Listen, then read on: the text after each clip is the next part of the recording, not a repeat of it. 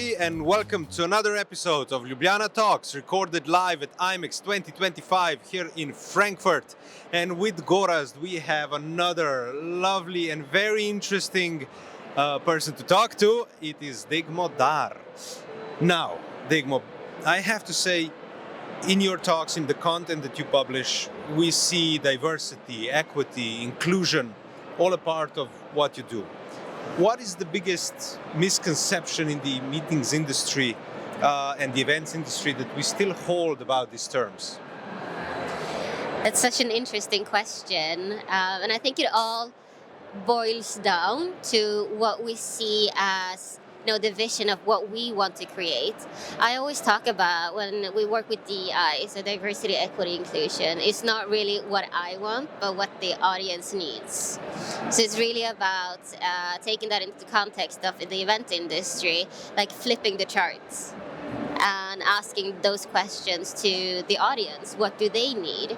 How can I accommodate for you to make the event or the conference more equitable in that sense, and creating that sense of inclusion and involving the audience into the design of the events that we are creating, actually. So would you agree that we need to make events more responsible towards the environment, society and participants? Am I right? 100%. Can you comment that? Totally. I mean, one thing that I love about IMEX is the responsibility they take in terms of the climate and the footprint that they leave behind. And when we make conscious decisions, we take the responsibility, because each one of us have a responsibility. And we live in a world today where we extract so much from both the planet, from people. I had a talk about redefining success earlier today, and we extract so much that we've lost focus on what is it that we're actually leaving behind us. So taking that responsibility and being accountable for the decisions we make should be one of the driving forces, and always asking ourselves the question, what is it that I'm leaving behind, and what footprint am I taking? My next question is, of course, why meetings and events at all, actually? Because we have a responsibility and we have such a powerful tool in our hands. So why should we use meetings and events for transformation? At the end of the day, it's about humans connecting with each other and having this space where, just like this, we sit and we have a conversation. I think it's a absolutely incredible way of influencing and making people hear about the work that you want to do. Just having these conversations, having the space to influence. And what I love about these big ones also, they can be a little bit overwhelming sometimes, but having different sessions. So you have the exhibition, but you also have spaces for learning. You have spaces for communication. And so it's a lot. I mean, we all saw what happened during the pandemic. We went digital. We missed the human connection. That's a great point. We see that the human connection, the networking, being the primary reason for meetings and events, and people want to meet live. So there is an element also of human nature in this. Now, when we talk about human nature and needs, we can of course talk about the needs of the attendees, but we can also talk about the needs of the organizers. We touched a little bit on this before, and that is, how do you see these topics touch the mental health and the well-being of the event organizers, alongside, of course, with the attendees? Yeah, that's such an important aspect to consider. I had a conversation before, earlier today as well, and the World Health Organization has deemed burnout, for instance, as an international, it's been classified as a disease. And we constantly chase these numbers all the time, hitting the green, always climbing, the corporate ladder, being at the events like this and really showcasing the things that I do. But we rarely talk about the human beings behind it. And I think if we flip that chart again and really focus about the well-being of organizers. This is super stressful. There's a lot of things happening. It is, yeah. But they have it. Yeah, you know this absolutely. But having spaces where you can, wind down. And I know there's actually a space in here as well where you can just hang in a hammock and just relax. And I think we need to bring back and also include the human aspect, and asking ourselves how am I actually feeling, and allowing ourselves to ask the questions to each other as well, how are you doing, can I do anything for you, and what is it, rather than putting the pressure on. I mean, it's a great point, and it probably has to do with people react to all of this, the noise, the senses, the data, the information that we get at events such as IMEX, that some people just want to wind down. There's an overload. Yeah. Do you see this on a daily basis? Is this accepted in the general society, would you say? I think it's changing. We see more and more events using the headphones for conversations, really taking the aspect, or the people into the consideration of, exactly as you said, the noise. It can be overwhelming. I love going to these events, but I'm going straight to the hotel afterward and just lie on my bed and without sound, because it can be overwhelming. So I think there's some more conversation around that now. It's more socially accepted to say that this is too much, I need my space. So following this conversation, what would you take out of this event immediately? What is good at this event in terms of what we are talking about, and what is absolutely necessary to improve, to change? Wow. I'll be honest, I haven't had a chance to walk around much, but again, I think it's, I can't really say about this event particularly, but in general, again, I would want to have more spaces of where you can connect with people, to actually have these conversations. But thousands and thousands of people at these events, and it can be challenging. How do I actually connect with the person that I want to talk to? And so maybe more space and room for conversations. Like a classical Greek agora, I think so. Yeah. The market where we come together, not in this way, but exactly. in a different way. And it's it's the funny thing is this concept of a workshop methodology called open space. And open space was designed because of this man that designed this concept. He said that the interesting conversations happen by the coffee stand, where it's not facilitated, but you just have these conversations, and in those conversations, that's where the magic happens, and where you find ideas and where you exchange ideas. So having more spaces like that, I would appreciate. Coming back to the discussion, we are using 6, maybe even 7 senses in our life. How good we are event planners in addressing all these senses?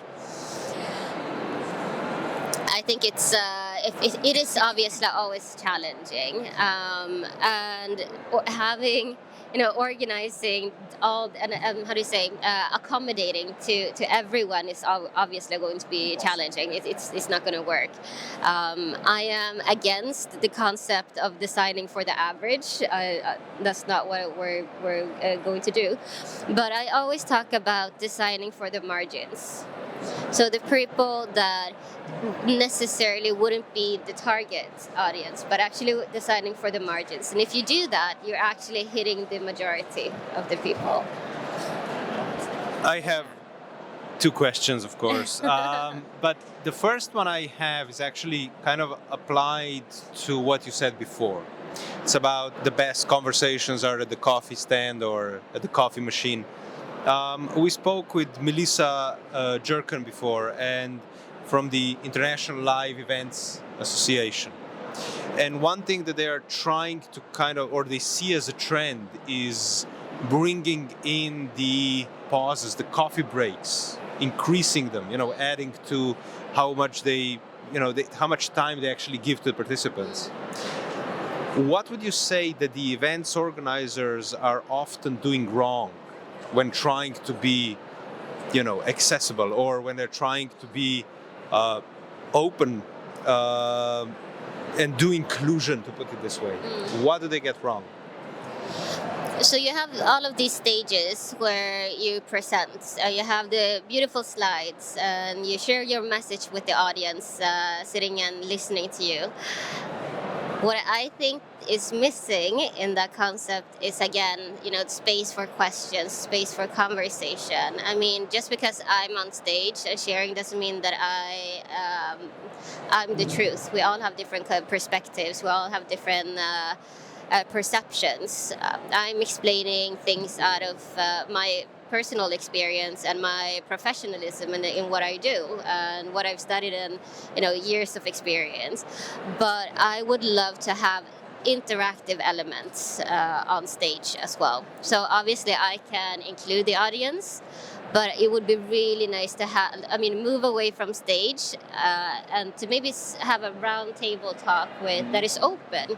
And again, I keep coming back to conversation, how important it is to have a dialogue. And that's when we stand by the coffee and chat, basically. So that's something that I encourage event planners to also have in mind.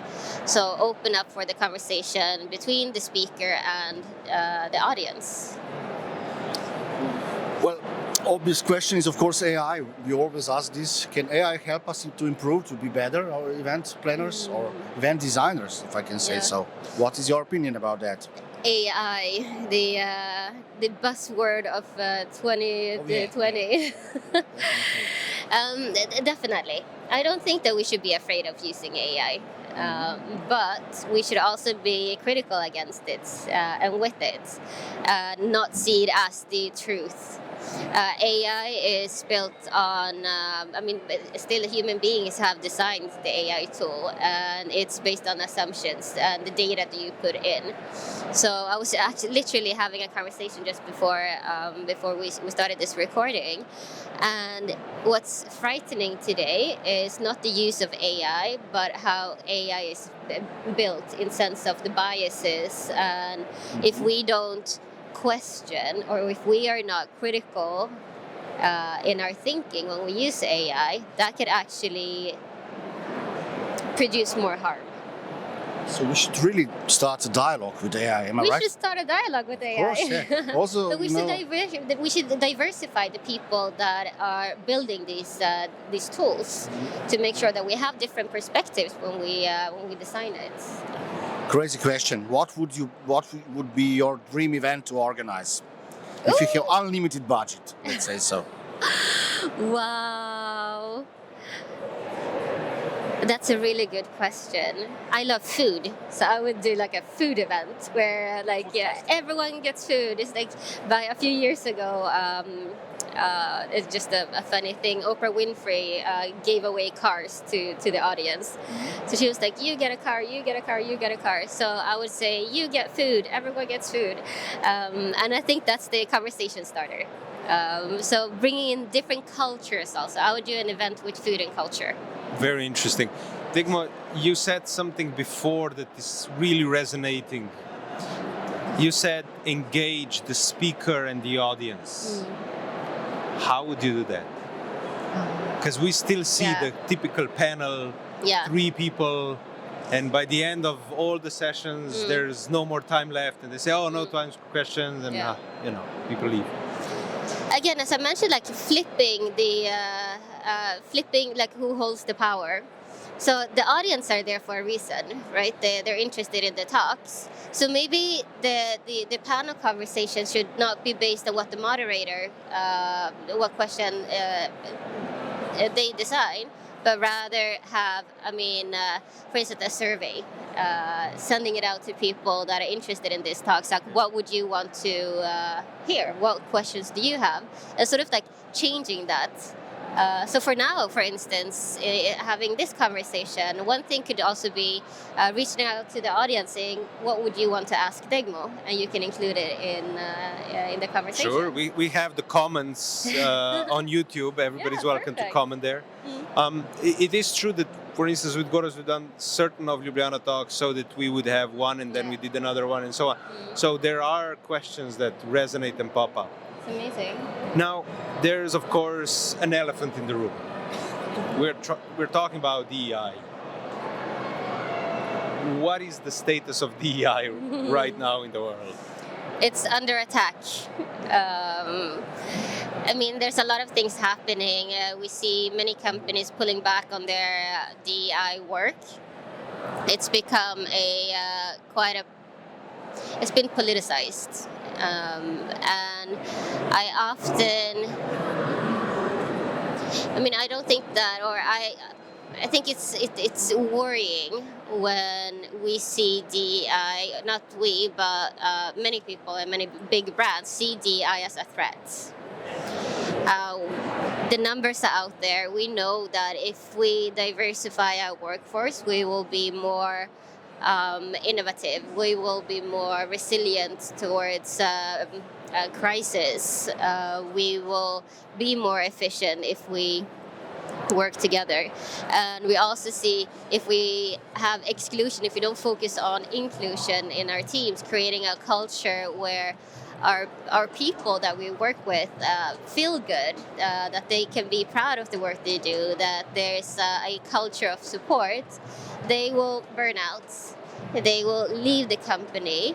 It will cost the company a lot because we know that high recruitment processes are expensive. So it's really, I think it's suicide if you don't actually include DEI in the work that you do. And it's, to be honest, it all comes back to the responsibility we have. Like, why would we not want to have inclusion in our company? Why wouldn't we want to have diversity? People from different cultures, from different backgrounds. Who decide and who said that this atypical person is the norm? Okay. So I think it's but it is under attack. It's been a lot of conversation in media the last couple of months. Due to a certain person across the ocean. do you see that also spill into other countries, or do you think it's just one? No, 100%. It's affecting the whole international community, and you see that companies are afraid. Like we see what's happening in the U.S. Organizations, universities, companies have been forced to remove diversity, remove inclusion, remove so many words in their strategies and in the way they work, and obviously that affects other companies and other cultures and other countries as well. I see that in Sweden. And we have investments that is international, obviously. So it's really affecting the entire world. We see organizations that have had to pause their humanitarian work, for instance. So it's an incredibly negative trend, and there's a worry, it's fear out there. But I also think that we shouldn't be scared about actually raising our voices. This work has always existed. It has just had different definitions over the last 100 years. It was called something in the early 90s. It was called something else in the mid 1900s, and it was called DEI. As we know, it's just the last couple of years that is called DEI. So I think it's just going to be a shift. Amazing discussion, I need to say so. We are coming to the end of this Ljubljana Talks, so my last question is, yes, can you wrap up the future of these events, business or industry, or however we call it, in just 3 words? Very complicated task. Just 3 words to define the future of our industry. I would say people, connection, and equity. Super. And last but not least, we are closing the discussion with 5 questions to you. So the first one is, of course, very simple one. Movies or books? Movies or books? Oh, books. Can you explain this a little bit? I love reading. I'm a book nerd. I've always read. So I always listen to one audiobook and I read one book. So yeah, that's my go-to. Flying or diving? I'm afraid of deep water, so I'm going to say flying. Left or right side of the brain? Ooh. That's complicated. Yeah. I would say a combination. So the creative and the analytic one. Yeah. Degmo, thank you so much for taking your time and for a really, really interesting and thought-provoking conversation. I think we both really enjoyed this. Thank you for coming to IMEX. Thank you for coming to Ljubljana Talks, and keep posted for more Ljubljana Talks coming soon. Thank you very much for having me. Thank you. Yeah.